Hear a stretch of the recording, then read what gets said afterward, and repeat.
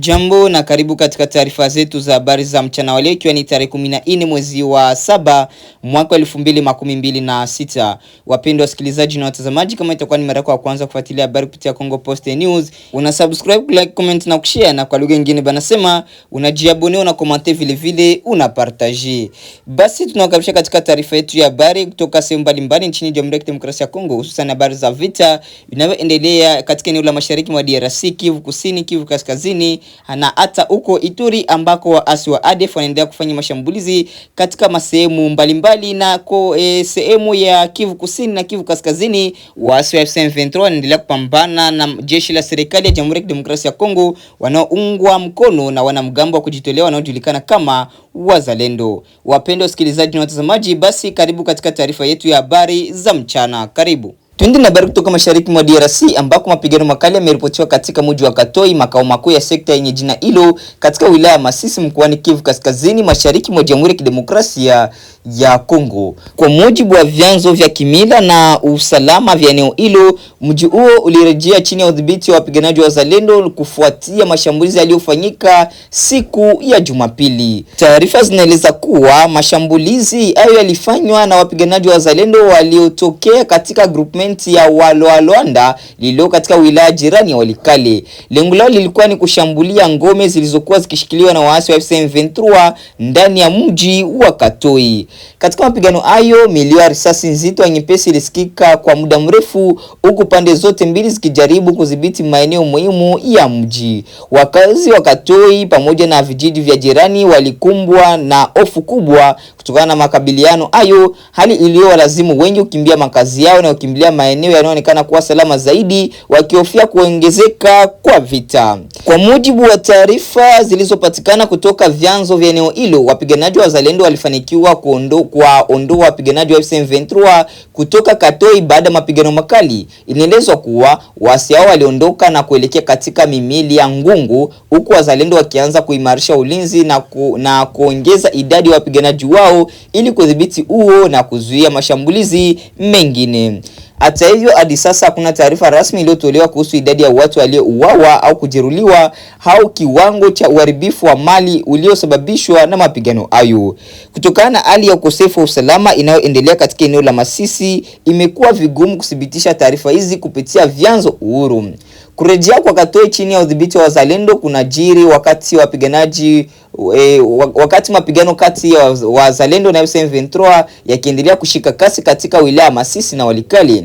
Kwa miezi kadhaa sasa, mapambano hayo yamesababisha maelfu ya wananchi kukimbia makazi yao, yamevuruga pia shughuli za biashara, kilimo na elimu, na kuongeza mahitaji ya misaada ya kibinadamu katika maeneo mengi ya Kivu Kaskazini na Kivu Kusini.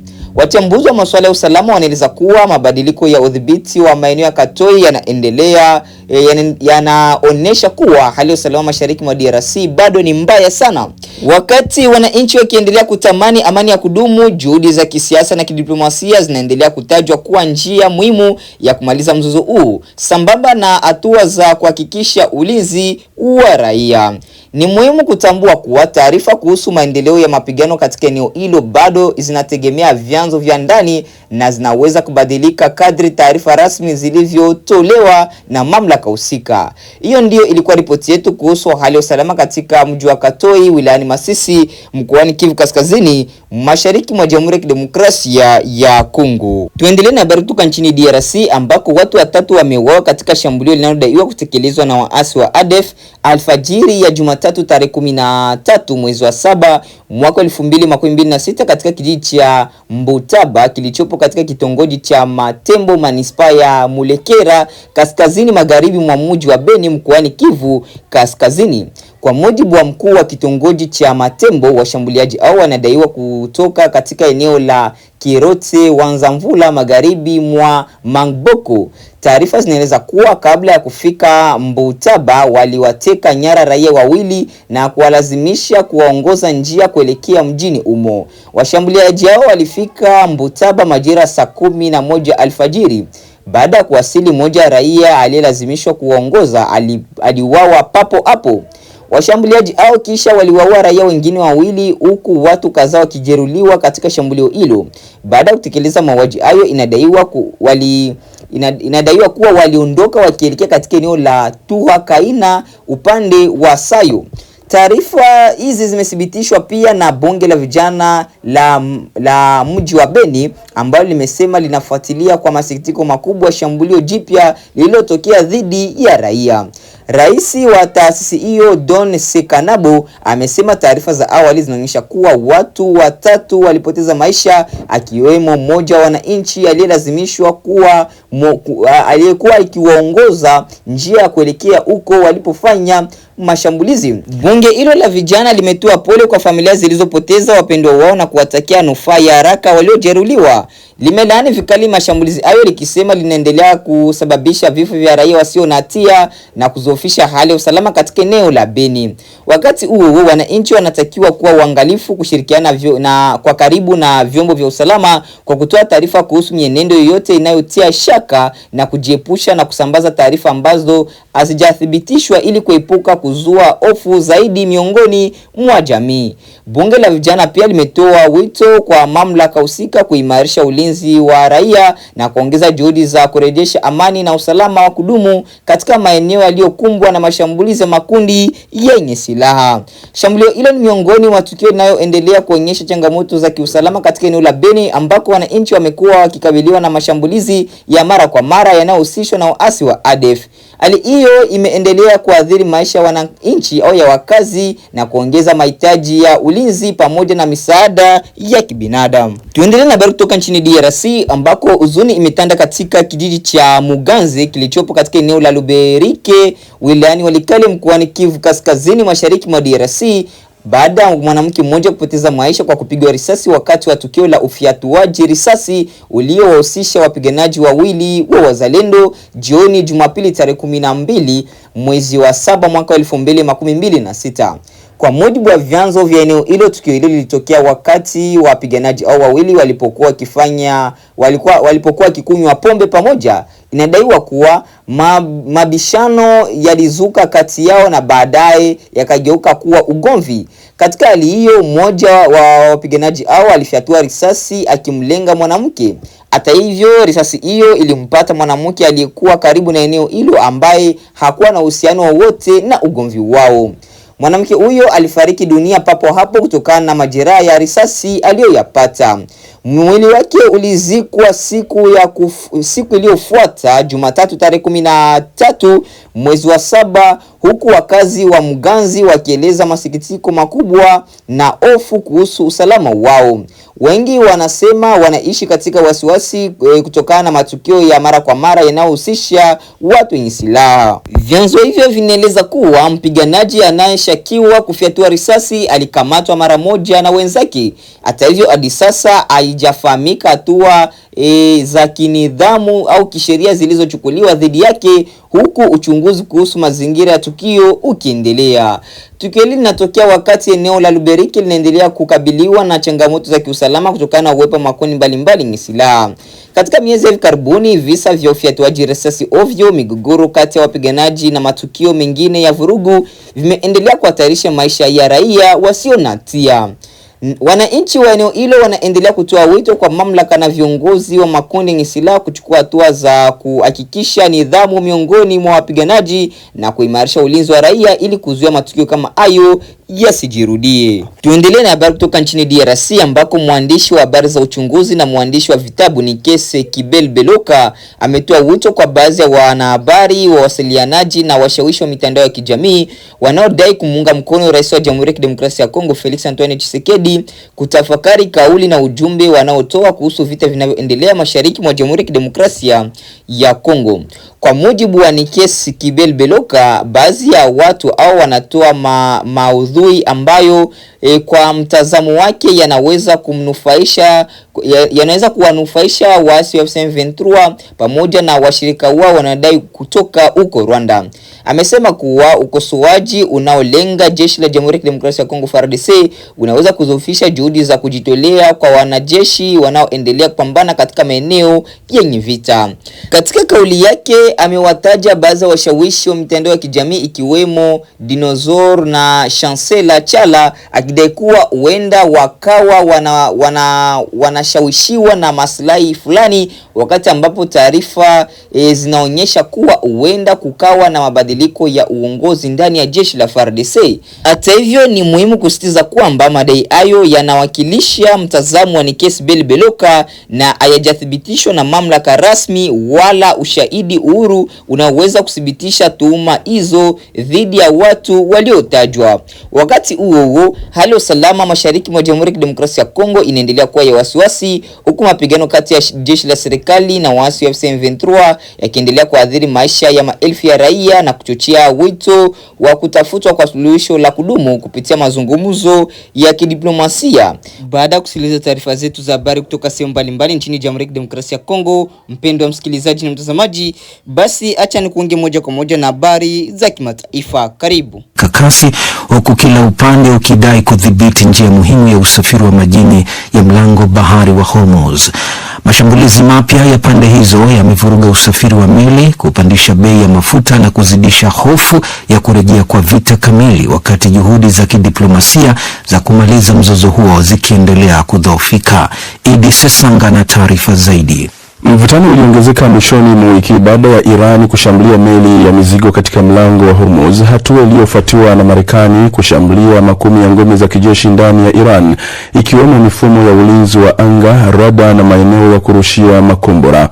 Iran ilijibu kwa kudai kushambulia vituo vya kijeshi vya Marekani nchini Bahrain, Jordan na Kuwait, huku vikosi vya ulinzi wa Jordan vikisema vilidungua makombora manne ya Iran na Bahrain pamoja na Kuwait, zikiripoti tahadhari za mashambulizi ya angani. Pande zote mbili pia zimeendelea kutofautiana kuhusu nani mwenye mamlaka ya mlango wa Hormuz. Marekani inasema njia hiyo ya kimataifa iko wazi kwa usafiri wa meli, wakati Iran ikisisitiza kuwa imeifunga na kwamba ndiyo yenye mamlaka ya kuidhibiti. Mvutano huo umezidi kuathiri usafiri wa baharini. Takwimu zinaonyesha idadi ya meli zilizopita katika mlango wa Hormuz ilishuka hadi kiwango cha chini zaidi katika kipindi cha wiki 5, huku baadhi ya meli zikizima vifaa vyao vya kutuma taarifa za mahali zilipo kwa hofu ya kushambuliwa.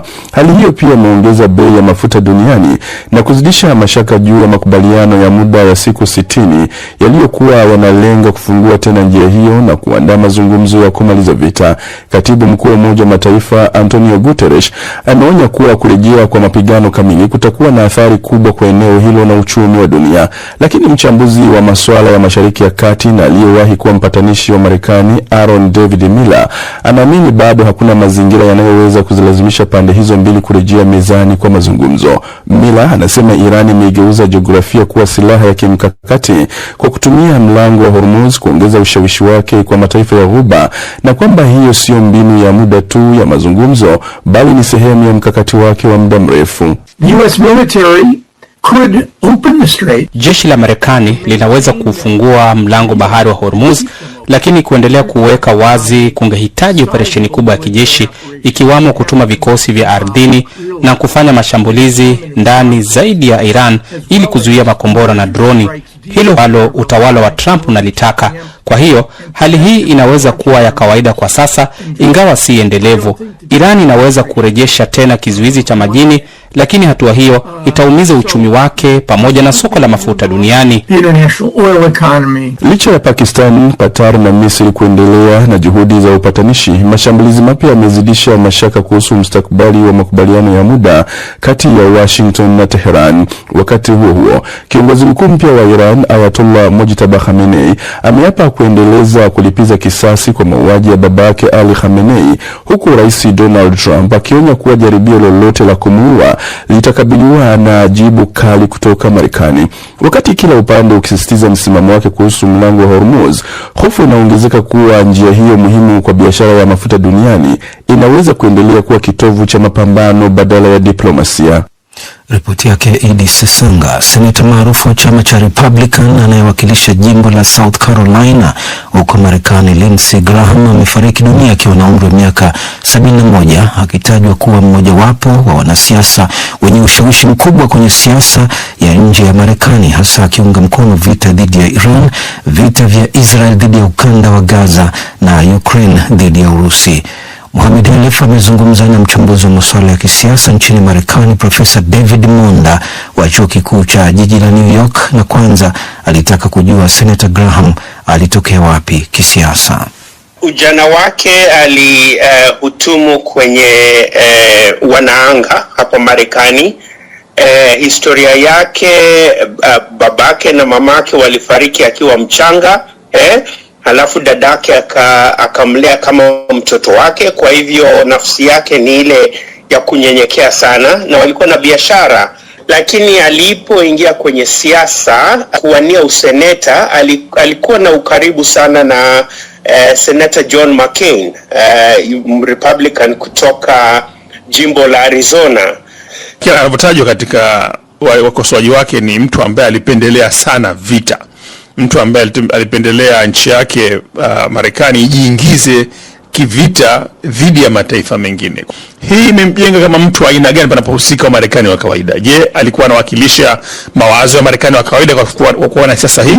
Rengo wa wana Republican, hususan wale ambao wanatoka majimbo ya kusini, yani wanaita the South, yana msimamo sana sana wa kupenda jeshi, wa kupenda kutumiwa kwa nafsi ya jeshi kabla ya kutumia diplomasia, ya kuwa kwa sera za Marekani, sera za nje, lazima Marekani iwe na jeshi kubwa na jeshi ile ambaye inaweza kutapakaa kote duniani. Amechaguliwa mara 4 kuingia kwenye Senate. Mwaka 2002, 2008, 2010, 2020, na saa hizi pia alikuwa tayari ameshateuliwa na chama chake. Kwa hivyo angekuwa anaingia katika muhula wa 5. Kahudumu muda mrefu bila shaka. Hii inasemaje kuhusu ufuasi aliokuwa nao ndani ya Republican? Alikuwa na ufuasi mkubwa.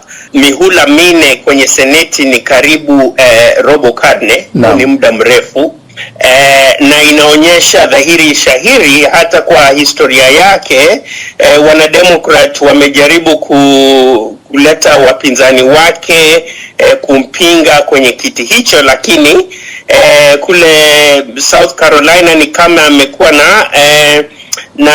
na ushawishi mkubwa. Atakumbukwa kwa lipi mahsusi mbali ya msimamo wake mkali kuelekea uingiliaji wa kijeshi wa Marekani katika mataifa mengine? Kukumbukwa kwake, anaweza kukumbukwa kuwa binadamu aliyelelewa kwa mazingira ya umaskini. Aliweza kujipeleka kwenye kilele cha siasa hapa Marekani kwa njia murwa kabisa.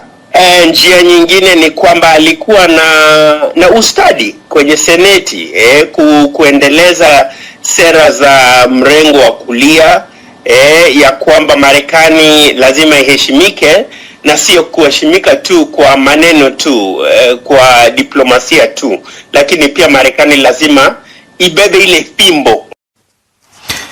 Ni Profesa David Monda kama alivyozungumza na mwenzangu Mohamed Halef.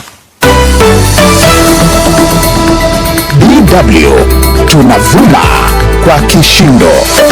Saa 7 na dakika 14 huko Afrika Mashariki. Mwenyekiti wa Tume ya Umoja wa Afrika Mahmoud Ali Yusuf yuko Bamako kuimarisha ushirikiano kati ya umoja huo na Mali. Wakati huo huo, Mali na Algeria zimeanza kurejesha uhusiano wao wa kidiplomasia kwa kufungua tena anga zao na kuwarudisha mabalozi wao. Taarifa zaidi na Bakari Ubena.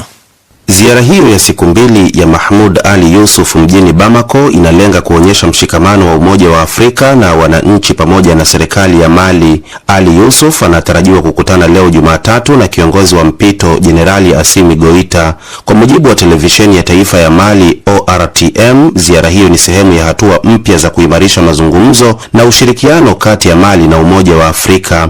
Mali ilisimamishwa wanachama ndani ya Umoja wa Afrika baada ya mapinduzi ya kijeshi ya mwaka 2020 2020, lakini mazungumzo kati ya pande hizo mbili yaliendelea baada ya mamlaka ya mpito kuimarisha utawala wake.